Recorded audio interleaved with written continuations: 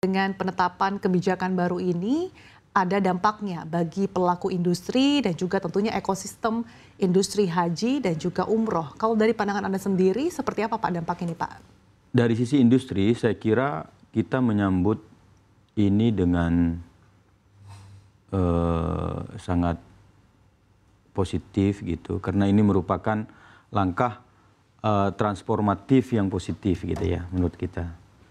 Karena inilah sebab perubahan undang-undang ini adalah merupakan momentum untuk yang pada tujuan akhirnya adalah memberikan pelayanan yang maksimal kepada jamaah, sehingga di situ undang-undang ini diterbitkan itu dalam rangka melakukan transparansi, profesionalisme. Bagi kami sebagai industri ini justru menyambutnya dengan sebuah langkah yang sangat positif gitu ya. Justru ini akan memberikan lebih jelas dari sisi tata kelola, ya kan, kepastian yang memang endingnya adalah kebermanfaatan pelayanan yang maksimal buat jemaah. Itu kan memang tujuan bersama gitu. Terlepas dari apapun, bahwa dari industri kita menyambut ini sangat baik gitu. Tapi sejauh ini lapangan seperti apa sih Pak terkait dengan pelaksanaan tata kelola ibadah haji dan umroh? Selama ini memang ada dua, bukan ketimpangan, ada dua regulasi yang berbeda, terutama di umroh ya. Di sini kita mengikuti beberapa regulasi yang ditentukan oleh Kementerian Agama misalnya dengan berbagai macam aturannya.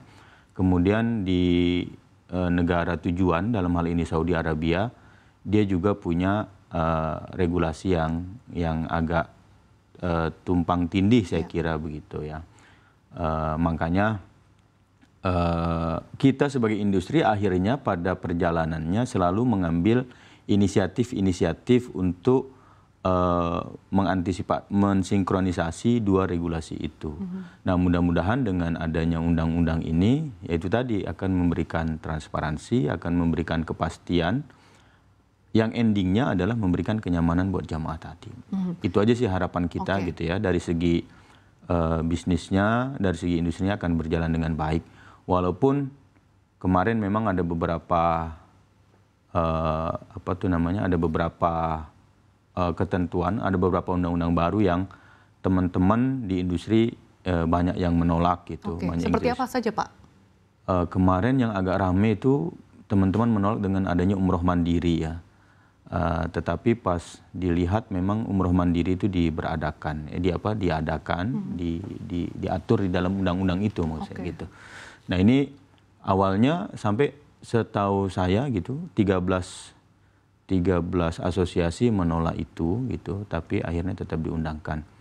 Nah, akhirnya ketika ini sudah menjadi undang-undang, terutama kami karena kita memang mainnya di B2B, business to business, akhirnya ini kita upayakan kembali lagi menjadi sebuah peluang ya, karena backbone kita memang diakomodasi kan. Kalau ABT, HJJ ini, Arsi Buana Travelindo ini kan memang backbone-nya diakomodasi. Jadi dan concernnya di B2B gitu. ABT sebagai perusahaan TBK ini menjadi semuanya peluang gitu. Ketika ini diundangkan, maka enabler kita itu kemungkinan itu menjadi lebih bukan lebih terbuka, lebih fleksibel kira-kira gitu. Kita punya channel baru yang selama ini kita hanya mampu melakukan penjualan misalnya dengan beberapa travel agent. Dengan diundangkannya umroh mandiri ini, karena mungkin pemanfaatan teknologi ya, sebesar apapun atau sekecil apapun pasti teman-teman itu membuat atau menciptakan teknologi-teknologi itu. Nah tapi pasti mereka akan membutuhkan apa yang bisa masuk di dalam platform teknologi yang akan diciptakan. Tentunya pasti akomodasi dan transportasi. Nah ini kita yang memang concern kita, ABT sendiri memang adanya di sana. Gitu. Harapan Anda terkait dengan regulasi baru ini untuk mengatasi carut-marut tata kelola dan kemudian bagaimana Anda menilai urgensi terkait pembentukan kementerian yang baru Pak, daripada khusus yang selama ini dikelola oleh Kementerian Agama?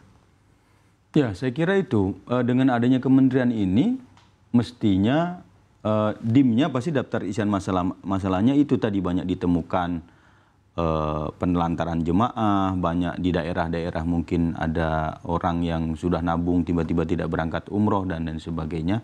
Nanti mungkin akan ada perlindungan akan diperbanyak ya, perlindungan terhadap jamaah. Kemudian ya pasti namanya kementerian akan punya infrastruktur yang lebih luas, saya kira itu ya. Makanya saya kemarin melihat itu dari umroh saja, umroh itu dilaksanakan, redaksi undang-undangnya itu adalah dilaksanakan oleh PPIU, penyelenggara perjalanan ibadah umroh. Kedua, dilakukan secara mandiri. Ketiga, oleh pemerintah. Nah, artinya dengan 3 bagan itu saja, ada beberapa alternatif yang menjadi pilihan masyarakat, ya kan? Nah, ini juga akhirnya memang kebutuhan masyarakat sebenarnya bisa terpenuhi semuanya gitu. Walaupun tetap ada pro dan kontra dari teman-teman industri yang sudah berjalan, karena memang mereka kita ini penyelenggara umroh haji ini sudah terbiasa melakukan B2C ya, bisnis kepada customer langsung, kepada jamaah langsung, dari mulai perekrutan, kemudian persiapan, keberangkatan dan kepulangan.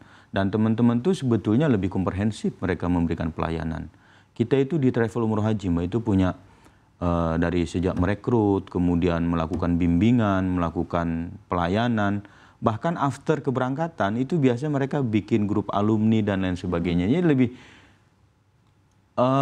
lebih bagus bahwa memang sekarang itu ada beberapa kejadian ya, ada beberapa kejadian-kejadian yang tidak diinginkan, itu juga teman-teman juga mengembalikan kepada pemerintah saat itu. Karena terlalu mudah memberikan izin terhadap menerbitkan izin sebagai penyelenggara perjalanan ibadah umroh. Nah, sekarang ini memang lonjakannya luar biasa, hampir 100 berapa persen. Sekarang penyelenggara itu udah hampir 3.000, mungkin 4.000 penyelenggara. Nah, itu kan sudah sangat sulit sekali melakukan controllingnya dengan... Dibandingkan dengan jamaahnya ini peningkatannya bisa berapa besar? Peningkatan jamaah tetap besar. Artinya peningkatan jamaah kayak tahun lalu sudah di angka 1,6 juta. 1,4 juta yang terregister di sistem Sisko Patuh namanya. Itu belum yang mereka berangkat secara mandiri yang memang kadang-kadang tidak menggunakan sistem yang ada di Kementerian Agama. Nah, tentunya dengan adanya undang-undang ini, itu harusnya sudah tidak terjadi lagi itu. Karena either misalnya masyarakat melakukan umroh secara mandiri, ya nanti mungkin ada aturan turunannya, saya kurang paham. Artinya memang masyarakat diuntungkan juga. Teman-teman travel juga yang memang concern di bisnis ini, saya kira juga bisa diuntungkan juga gitu kan. Ada beberapa hal positifnya juga banyak gitu.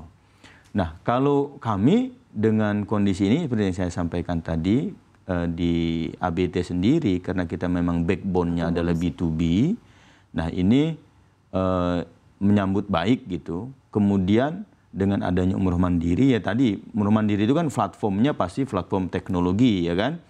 Maka karena kita mainnya di backbone-nya, di tulang punggung mereka, pasti mereka membutuhkan akomodasi. Nah, kita paling tugas kita selanjutnya sebagai korporasi ini, sebagai perusahaan adalah mempersiapkan resources yang lebih banyak lagi ya, dengan varian hotel-hotel atau akomodasi-akomodasi yang menjadi sasaran orang-orang umroh Indonesia. Gitu.